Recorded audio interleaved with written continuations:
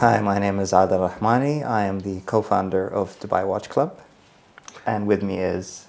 Hi, I'm Alexandre Ghotbi. I'm Deputy Chairman and Head of Watches for Europe and Middle East at Phillips. Awesome. So, what do you want to talk about today, Alex? Well, we had a few subjects. Yeah. Let's start about the market. Yeah. The state of the market right now. So, anecdotally, of course, I mean, this is something I can speak to being in the position that I am, moderating a group of enthusiasts and collectors. I noticed that there is a bit of softening. That's a bit of an understatement, but there's a lot of softening in the prices of hyped watches today in the market. We're seeing your Daytonas, your Nautiluses, your Royal Oaks really take a beating over the last, let's say, 2 years. While I have noticed that in these watches, I haven't seen the same kind of damage being done to your more coveted pieces, and I think this is something where you can speak to more. Yeah. Well, I think there's two things to look at. One is the primary market and one is the secondary market. We hear that the primary market is a bit complicated, that watches are more difficult to sell, etc. But I'm in the secondary market, so I'm happy to only talk about that. It doesn't matter what happens, right? No, it doesn't. But it's like, you know what? I mean, you can see I have a white beard, no hair. So I've been around for quite a long time, and this is, for me, it's not new. We saw it's basically every 4, 5, 6 years, there's a cycle. And things go up, and then they go down, and it's hard to sell. And then people are like, oh my God, the market is over. And then 2 years later, the market goes up, and everybody's like, yay, yay, yay. So, I think we've all seen this happen. It's life. There is a cycle. But do you think it has happened before to this extent? Because the way I see it, during 2019 and COVID, I saw this huge run-up where, I mean, I haven't been in the industry as long as you have, but like I've been exposed to watches since, let's say, 2006, 2007, and actively attending events since, let's say, 2010, 11-ish, and I haven't seen anything like it, nor the rise up, nor the return to reality. The rise up, I hadn't seen something so fast, so high, than during the COVID years, basically 2021 and 2022. We're talking about like the fall of these, hyped sports steel watches, but we're looking at it from the peak. True. When a Nautilus 5711 was selling at 200,000, and now it's selling at 80,000, you're like, wow, that's almost 60% off. But 80,000 is almost triple its retail price. True. So we're still very high. Look at a 15202 Royal Oak, which didn't go as high as the Nautilus, but it was selling for around 100, 150. 150, I remember. And now we're closer to 50. That's almost 15 to 20% above retail, or last retail, because now it's discontinued.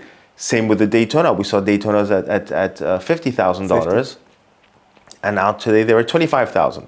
So you're like, okay, wow, that's 50% off, but that's still double retail.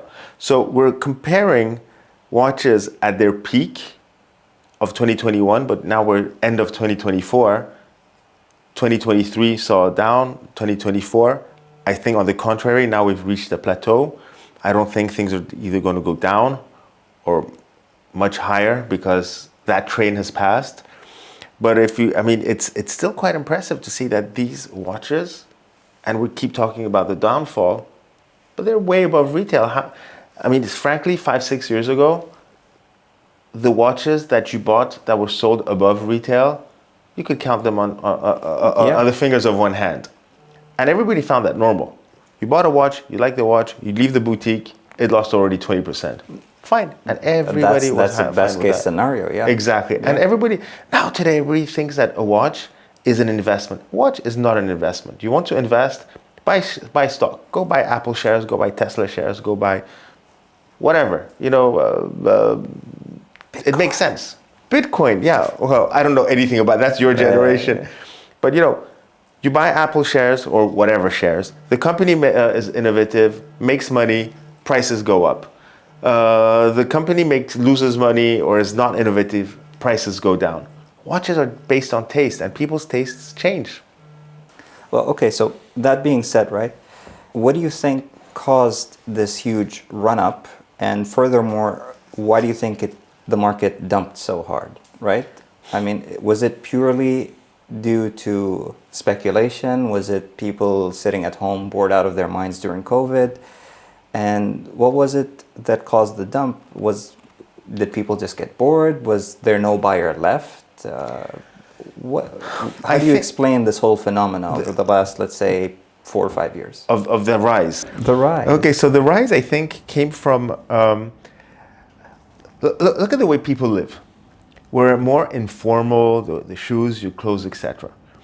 And so, I think naturally, people were going towards the kind of the sports watch, the more informal, the kind of leisure sports watches, because also the complications are more complicated and dress watches were less. So I think that's how the trend started.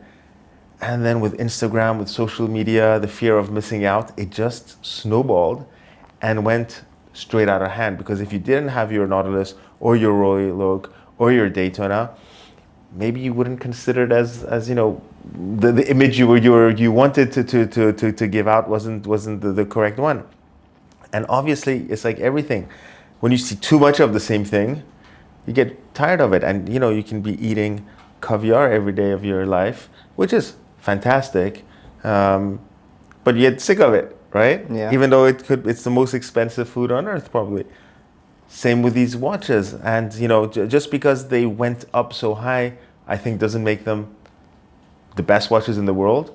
And now that they've, the prices have fallen dramatically, doesn't make them lesser watches either. The quality, the value, etc., is there, but the value is in the history, on the designs. I mean, they're all. The Daytona is from the early 1960s. It has evolved. The Nautilus is from 1976. The Royal Oak is from 72. So I mean, these designs are timeless. These are iconic designs, iconic watches. They're fantastic, but were they worth $200,000? Probably to the guy who paid for that. Or is it normal that they fall like by 50-60%? I guess everything that goes up has to come down at one point. So, given that tremendous rise, right? Can I ask you a question? Go ahead. Why do you think the rise? Where did that come from? I think that the market was already slowly trending up for, let's call them luxury watches, okay? And in today's day and age, we have what 10 years ago we did not, 20 years ago we did not have: social media, the quick spreading and sharing of information, right? And we have all of these kind of like images, how you perceive yourself, how do you perceive others. You look at their shoes, you look at their cars, you look at their watches, and and that's how you build your own mental image of yourself and towards others as well. And as that spread of social media was including watches, and I see that it's becoming like a big flex point, right? So it used to be only cars, because like that was the only thing. And before that it was yachts, right? Yeah.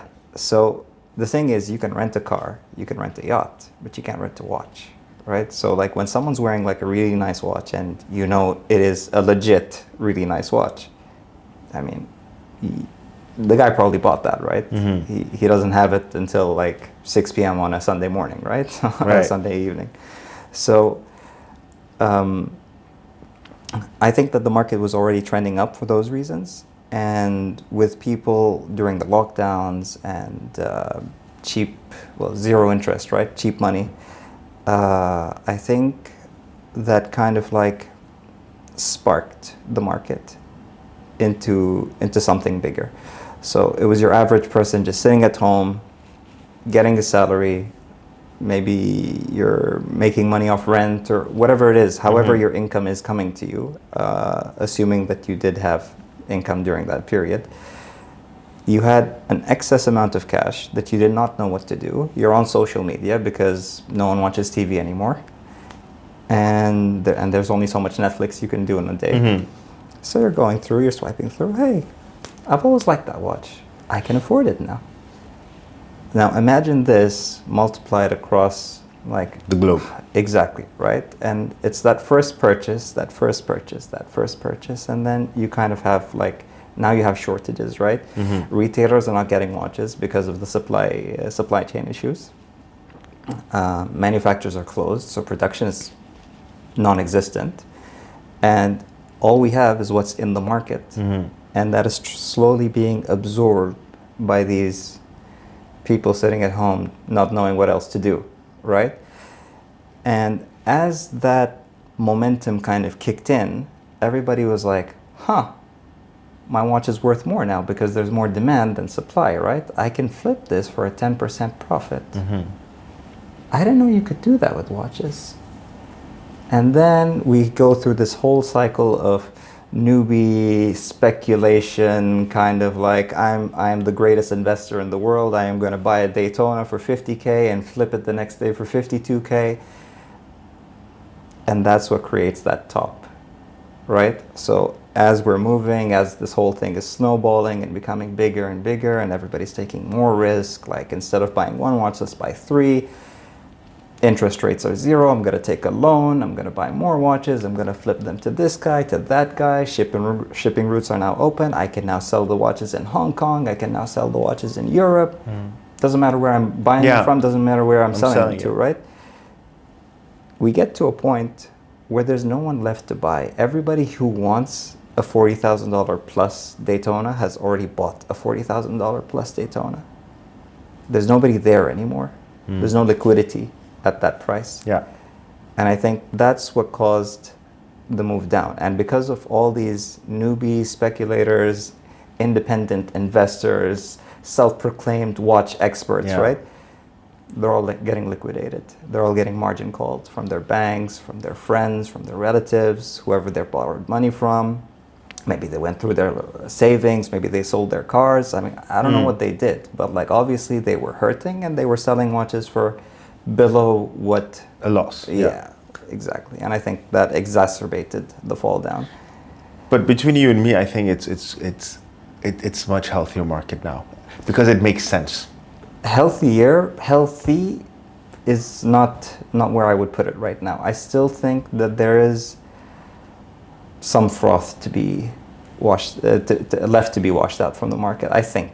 I mean, I could be wrong. I still don't think that a Daytona should be 25K. I don't think a Nautilus should be 80K. But then again, because of everything that happened over the last few years with all the money printing and the inflation and the currency debasement, maybe that's just keeping up with inflation. Maybe the $80,000 Nautilus is the 50 or 40-ish thousand in 2019, right? Exactly. Maybe I don't see that moving anymore. Yeah, exactly. It's just like plateaued now. Yeah. No, but I think it has corrected, inflation adjusted to what it was before, like this whole craziness happened. I'm not sure. I haven't done the math behind it. Maybe I should, but I think that's an interesting experiment. It's a good point of view. Yeah, we should do the maths and then we'll talk about it next time. We'll do a more statistical kind of analysis. Yeah, so that's what I think happened. I don't know how far you would agree with that. But, very much so. I mean, it took everyone by surprise, and I think what you said makes total sense. So.